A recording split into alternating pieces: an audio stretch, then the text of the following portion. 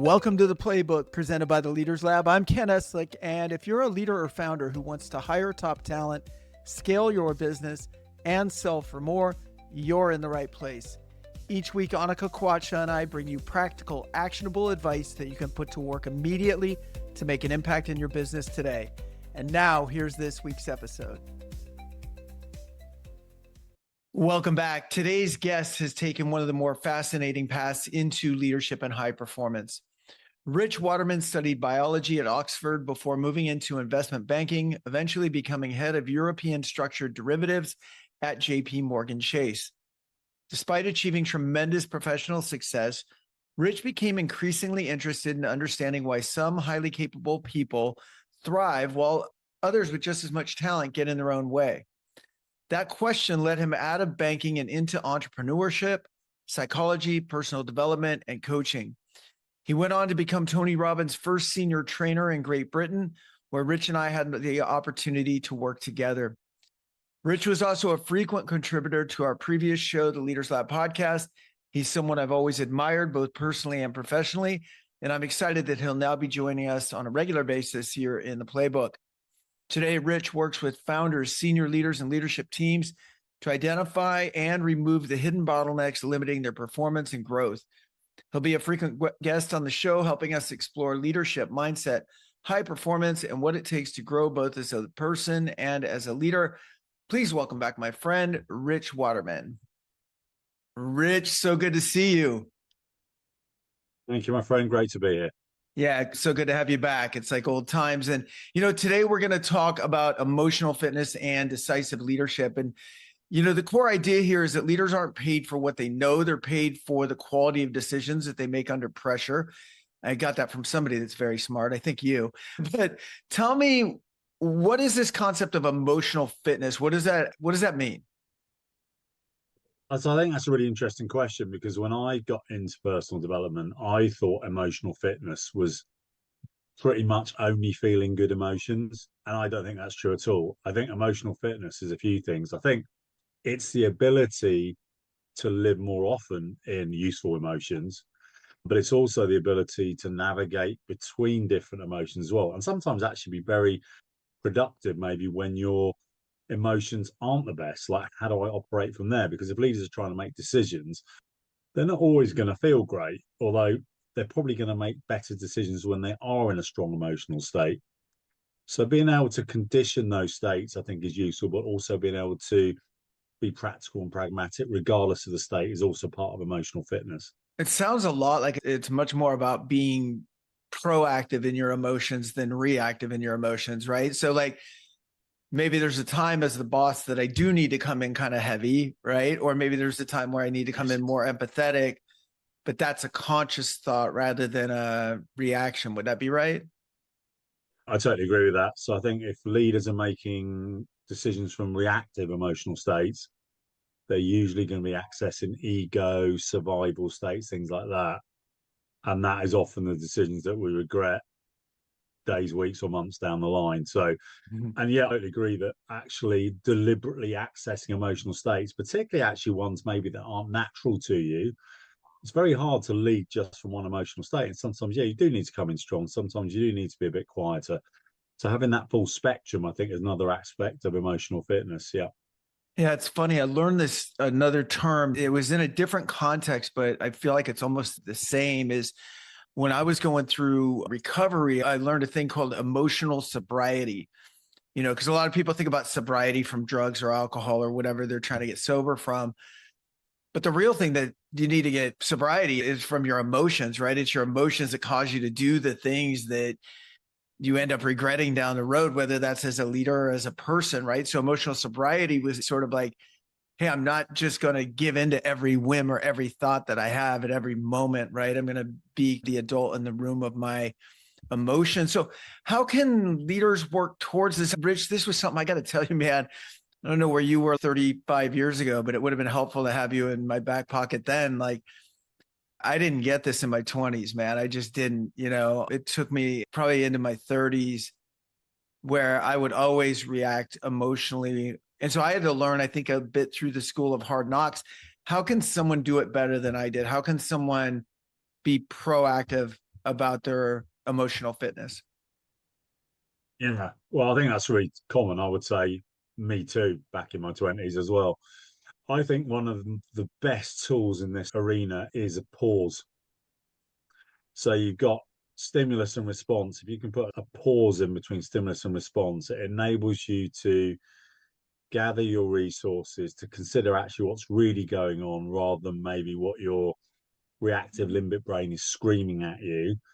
And then you're choosing an emotional response as opposed to it just being triggered.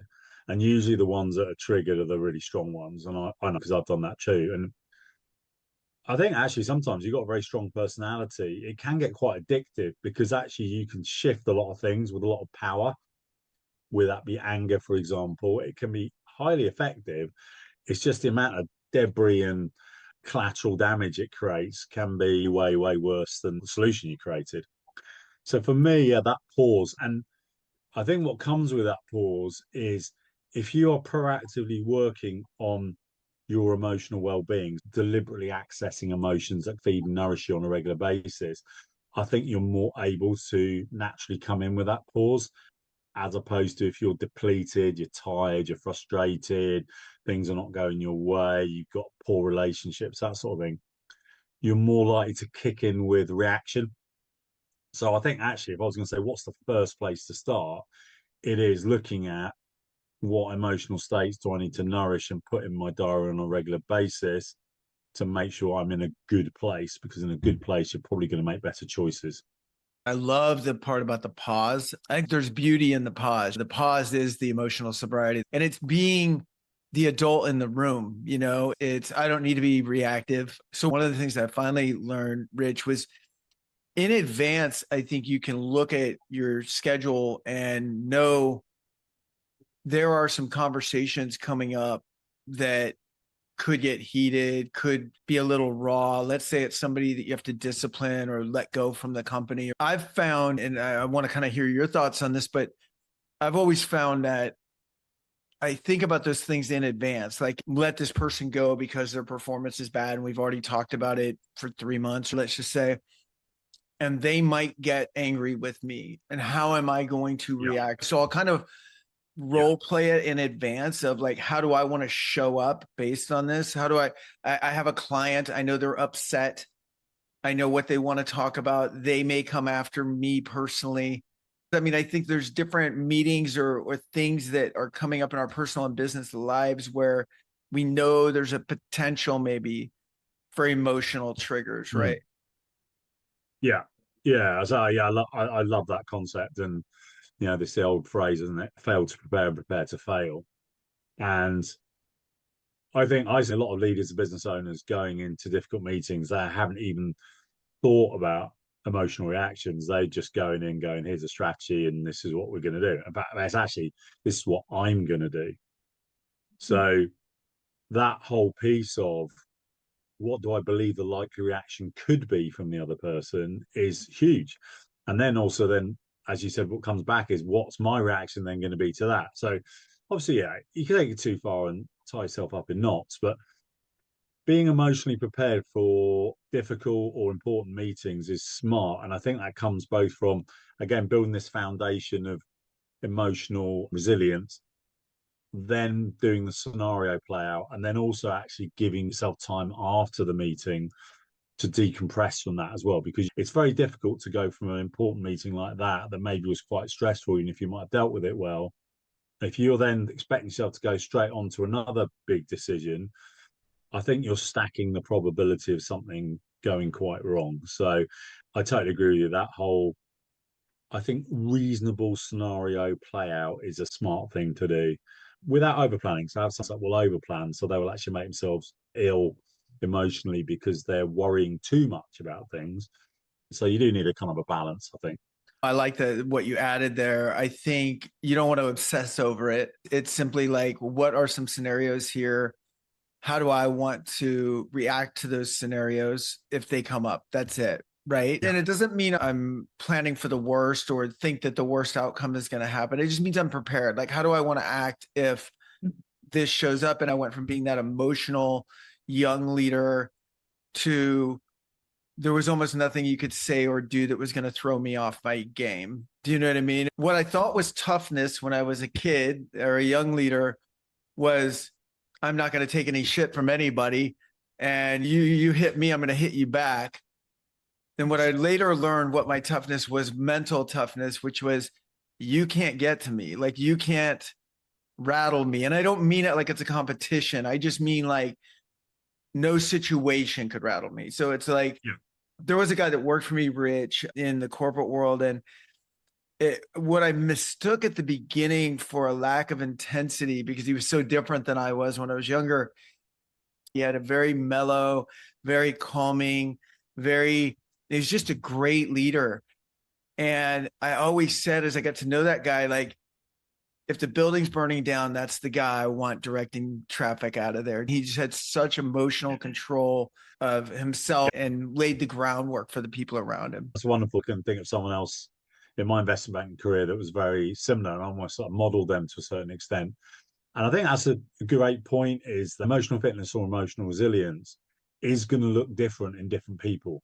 And that's wonderful, right? That's why you want that variety in your team. There's going to be people that are, for them, that kind of driven, high energy, can do, go get them sort of attitude, massively useful in many scenarios. And then you want the chilled out person as well that just stops everyone firefighting when they don't need to.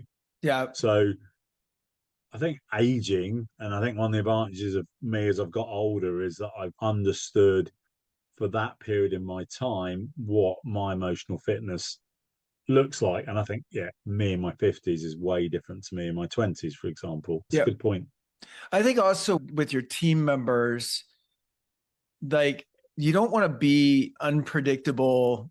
I think we've all been around people like that. Like, we got to tiptoe around the boss. Like, we don't know what kind of mood they're in. We don't know what's going to set them off. And that's not a great way to be. Right. And that doesn't mean that I need to be Mr. Happy best friend all the time. It just means, again, I'm pulling from this shelf of emotions that I can use and leverage. It was funny. I had somebody that worked for me in like an executive assistant capacity back in the corporate world. She was fantastic, but she came in with an unpredictable emotional state every day. And that emotional state was dictated by all of the things that happen outside of work, anything from blowing out a tire to kid being late for school to whatever. And it was unacceptable because we never knew what we were going to get. Right. So we had several talks about this. And then I remember one day, and because she's in a leadership position, she was really my right hand, and I remember one day I said, on Monday morning, there's going to be someone that's emotionally mature sitting in that chair, your chair. And I hope it's you. And she just went, what? And I go, we're just done talking about this. And she said, well, what do you want me to do when that's not where I'm at emotionally? Do you want me to fake it? And I said, yes, I absolutely want you to fake it. I hope you don't have to fake it all the time, but you're in this environment where you're in a leadership role and you don't get to necessarily stomp your feet and be mad at the world when other people are depending on how you show up. So sometimes as leaders, we do have to fake it. Again, if we're having to fake it all the time, that's a different scenario. But I can't show up and start yelling at Onika and the team because my dog crapped on the rug today, right? Like, it's not their fault. That has to be compartmentalized, right? Yeah. And to jump in there, Ken, I feel like the reactions are also this kind of panic multiplying effect. Yes. And I want to hear from both of you, being so early in my career, as a leader, how do you deal with having, for example, a top performer, like let's say this PA you had, who's performing, hitting the numbers, but very emotionally reactive? Stay with us. We'll be right back after these messages. Most leaders don't build organizations, they build cages, and you can't grow if everything depends on you. Whether you're a founder scaling your company or a corporate leader running a high-performance team, growth starts with people. And that's why the first pillar at the Leaders Lab is building the right team. Before you scale, before you sell, before any big initiative, you need the right leaders around you. Our team has placed over 1,000 executives into Fortune 500 and fast-growing startups and supported over 75 acquisitions along the way, helping leaders create over $1 billion in enterprise value. At the Leaders Lab, we help you hire top talent, scale with confidence, and build a business or team that can thrive without you.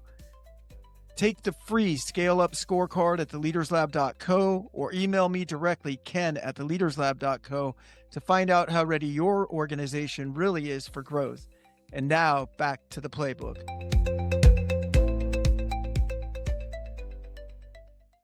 How do you deal with that person in a team dynamic as well? Because again, that panic multiplying effect is so real when you're around other people too. Yeah, I'm happy to jump in, or Rich, if you want to start. Yeah. Oh, I've got one great story actually from a client of mine that I went over to New Jersey to help him with his business. He said, it's like, we're doing well, but it kind of feels a bit capped. And funnily enough, there was the metal processing plant. On the factory floor, there was a leader who was immensely talented, but he was the definition of like a silverback gorilla. He would just go mental at people. And we're like, what do we do here? Because he's got all the knowledge, but he is clearly disrupting everyone else, putting them into sort of reaction survival mode. And the intention was to help him to just put a bit of a lid on it when he was in the factory floor, just contain that kind of excessive behavior. And it didn't work. And so we were going to fire him, but then he actually left. And we're like, oh my goodness, that's a big skills gap now. The rest of the people on the floor were so happy within 3 months, they doubled turnover. It's amazing what can happen. Yeah. It's crazy, right? Yeah. And I think you're right there, Ken. You can't be perfect all the time, but equally, what you've both been talking about there reminds me a little bit of Steve Peters' chimp paradox. We talked about how do you deal with this kind of inner survival self that's very powerful and wants to scream sometimes. There are times when you can just turn it off. You can't do it for long because it eventually will bubble through, but you do find a subset of people who do the second one, which is kind of what he calls exercising the chimp. In other words, they're letting everyone know everything that's going on. It's almost like, well, I'll show my age here, but famous tennis player John McEnroe, he would do that all the time.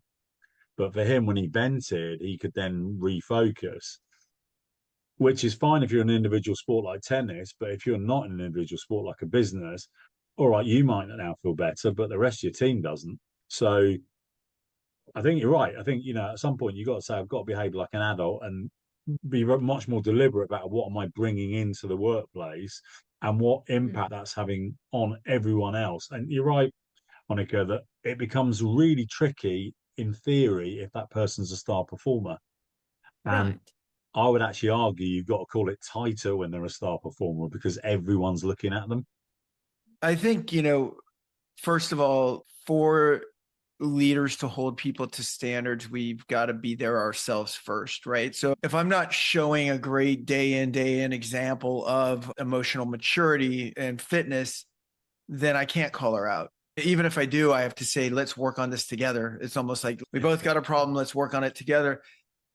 But let's assume like you're going in from a place of strength as a leader, like that you have been doing that and that the culture that you've helped set up has done that as well. So he or she is literally an outcast now, right? By acting out all the time.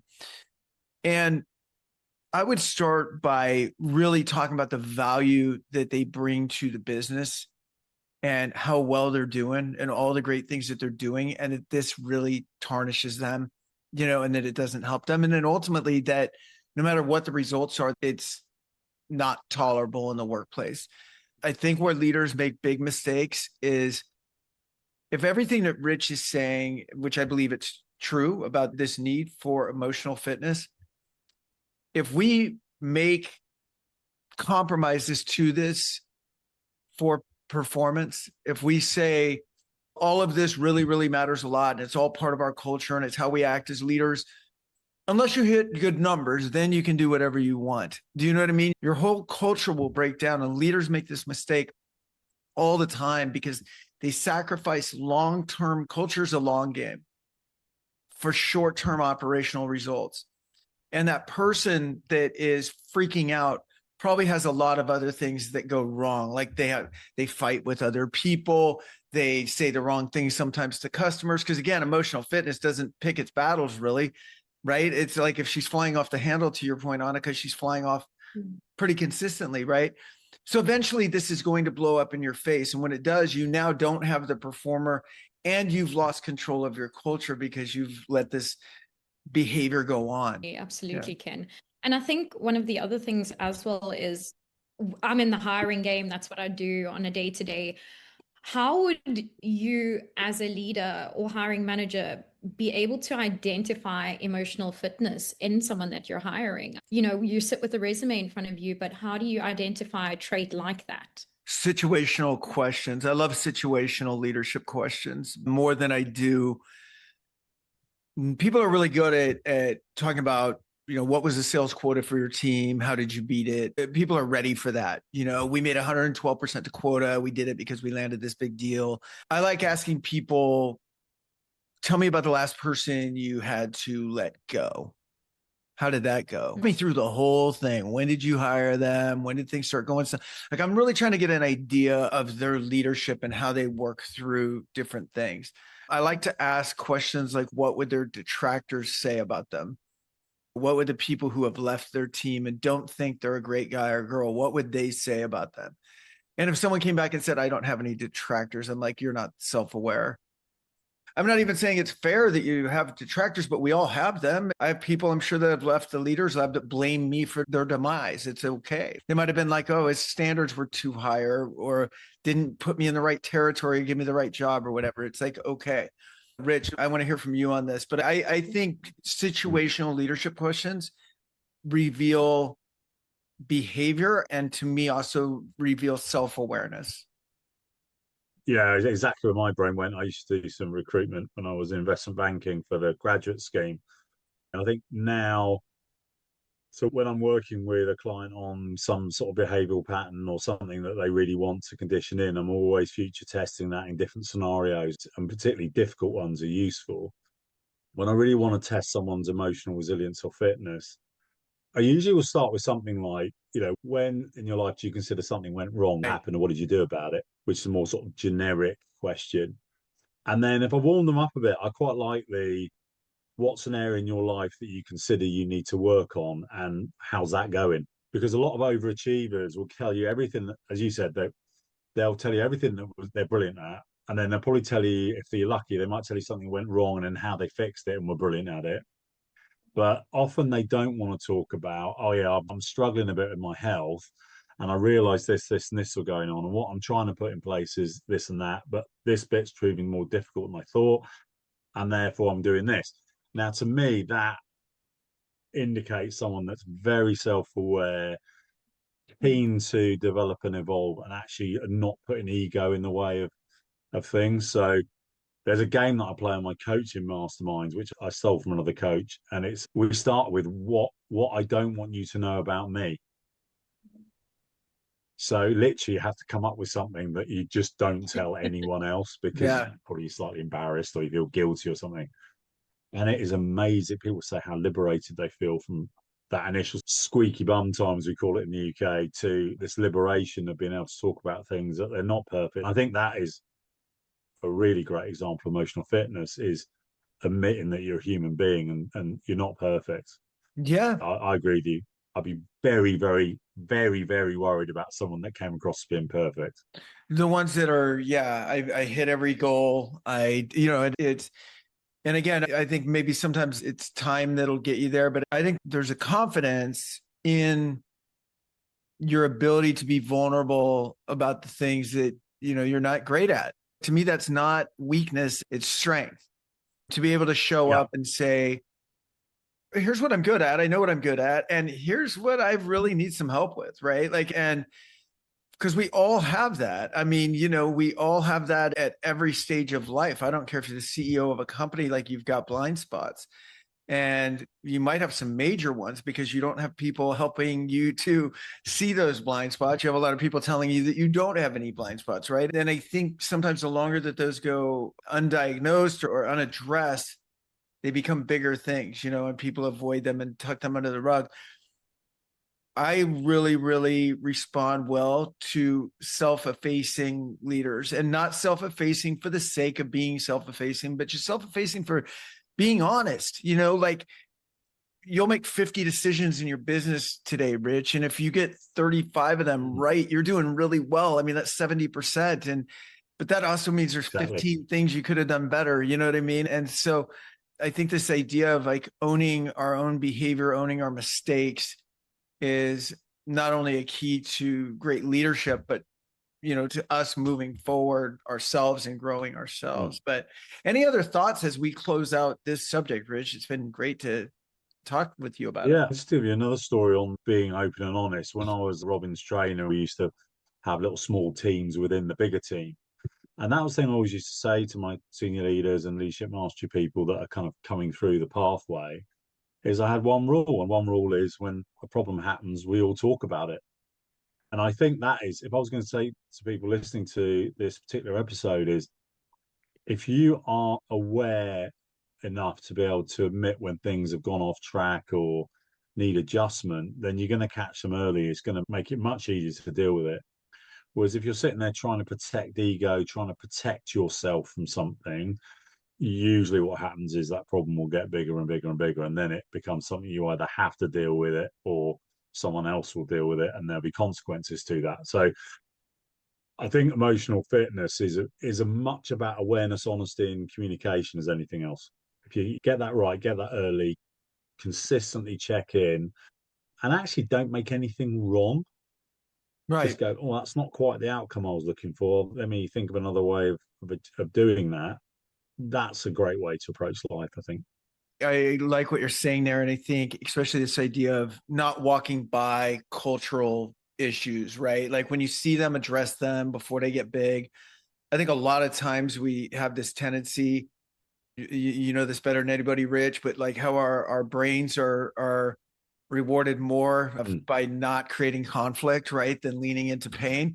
And so a lot of times it's like, oh, it's not that big of a deal, right? Like that's not that big of a deal. We'll deal with it later. Maybe it'll go away. And typically things don't go away, right? They manifest, and all of a sudden what was a small problem becomes a big one. Onika, I forgot to introduce you today, so thanks for jumping in. Onika will be joining us on some future episodes as well with Rich. Rich, great to see you, and thanks for joining us.